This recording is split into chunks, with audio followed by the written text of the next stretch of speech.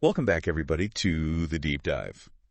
So today we'll be looking at Apple, and there's some whispers of concern around their stock performance. And you actually sent in this CNBC article that was published today, November 20th, 2024. Oh, wow. Hot off the press. Yeah.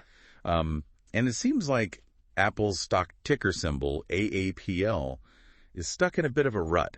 Yeah, it is. It's interesting, isn't it? AAPL has been trading, what we call sideways, for a while now. Okay. Bouncing between $215 and $232.50. Right. It just can't seem to break through that $232.50, what we call resistance level. Resistance. And to a seasoned investor. Okay. That sideways act, it kind of screams uncertainty. Right. Yeah, it's almost like the market is holding its breath, waiting to see what they do next. Yeah. So what's driving this hesitating sentiment? Well, this CNBC article that we're diving into today lays out a bearish outlook for Apple. In other words, the author believes that the stock is headed for a dip. Okay, now before we go any further, let's remind everyone this is one analyst's opinion, not a guaranteed prophecy. Oh, absolutely.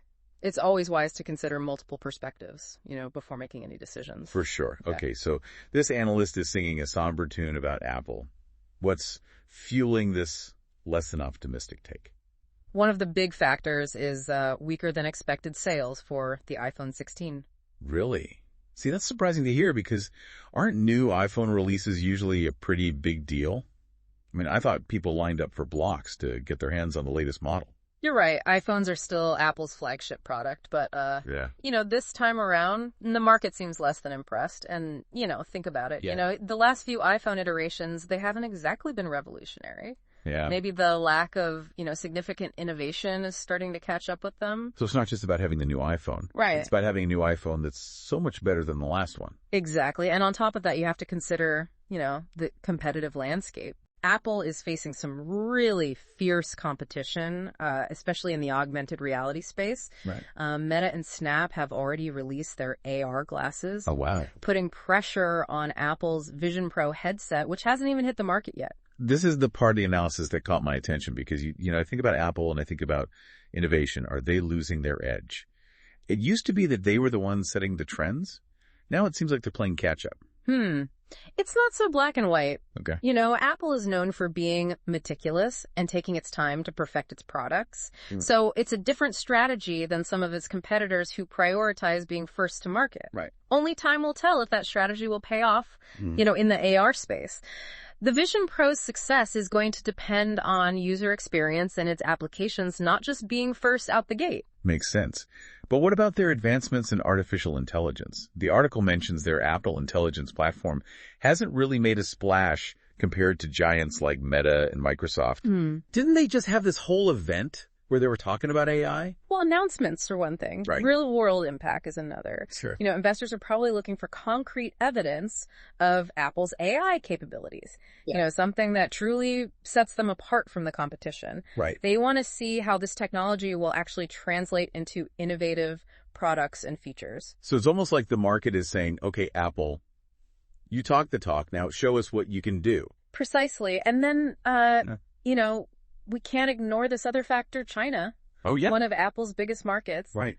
And its current economic slowdown is inevitably going to impact their sales. You can't escape the global economy, right? Even a company like Apple can't escape that. It makes you realize just how interconnected we are. Yeah. So we got concerns about innovation, we got competition breathing down their neck, and we have a global economic slowdown putting on the pressure.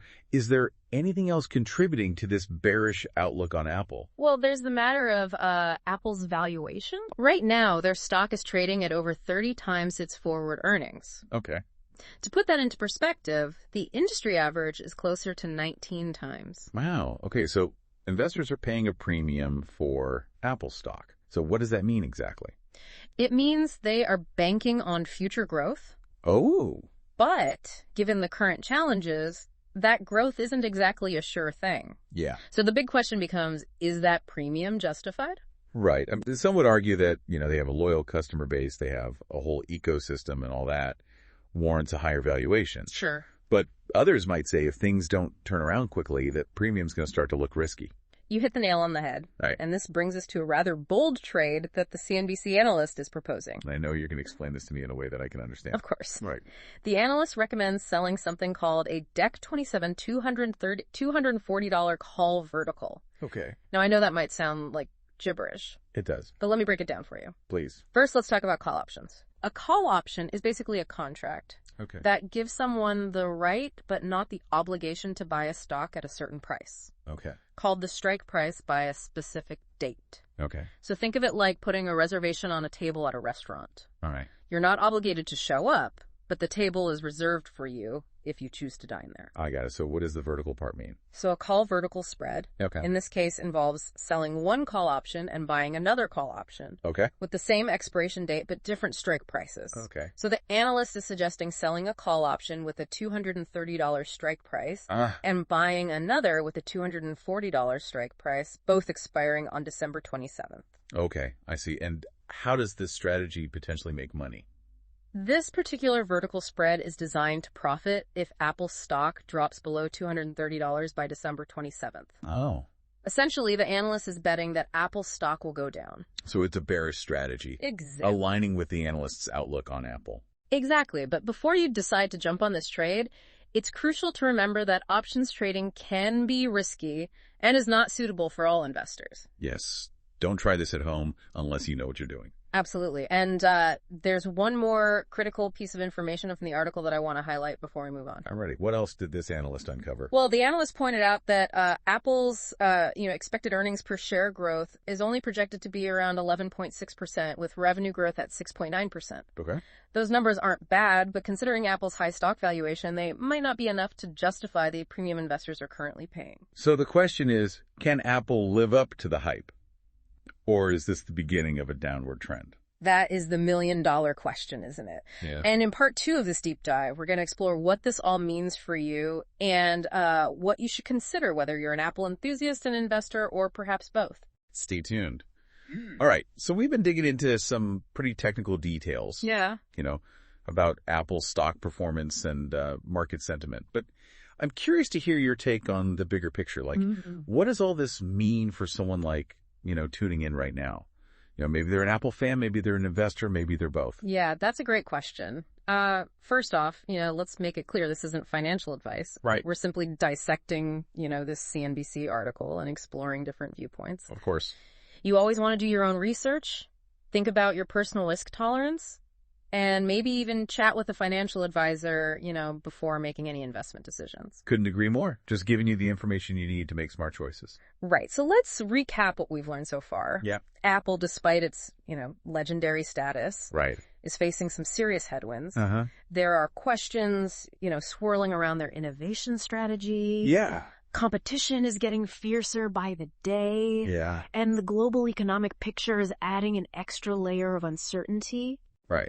And on top of all that, like we said, investors are paying a premium for Apple stock. Yeah. Based on the expectation of future growth. But as we've discussed, that growth, it's not a guarantee. Exactly. So I think this deep dive should encourage you to ask yourself, some important questions. Okay. If you're an Apple customer, yeah, do these challenges change how you view the brand and their products? Are you still as excited about the next iPhone or, that Vision Pro headset? That's a great point, because it's easy to get caught up in the hype, but, sometimes it's worth taking a step back and really considering if, a company's actions align with your values, your expectations. Right. And if you're an investor, this information, might prompt you to take a closer look at your portfolio. Okay. Do you still believe in Apple's long-term potential, or are the risks starting to outweigh the rewards? Only you can answer that. I remember a time when I was so convinced that this one social media company was going to take over the world. I put a good chunk of my savings into their stock. Oh. Let's just say I learned a valuable lesson about diversification and not putting all my eggs in one basket. Yeah, I think we've all been there. Investing can be an emotional roller coaster. Yeah. It's easy to get caught up in the excitement. It's a journey. This deep dive is a good reminder that even the most successful companies, they're not invincible.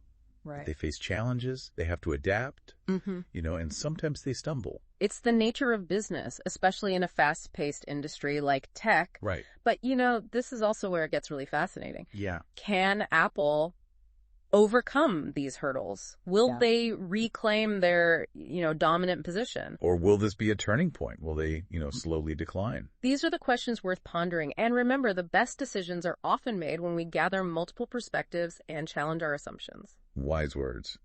So before we wrap things up, what are some key takeaways you'd like to leave with our listeners today? Well, I think, this analysis has highlighted that while Apple remains a powerful force, they're not immune to market forces and competitive pressure. Yeah. It's a good reminder that no company, no matter how big or successful, can afford to,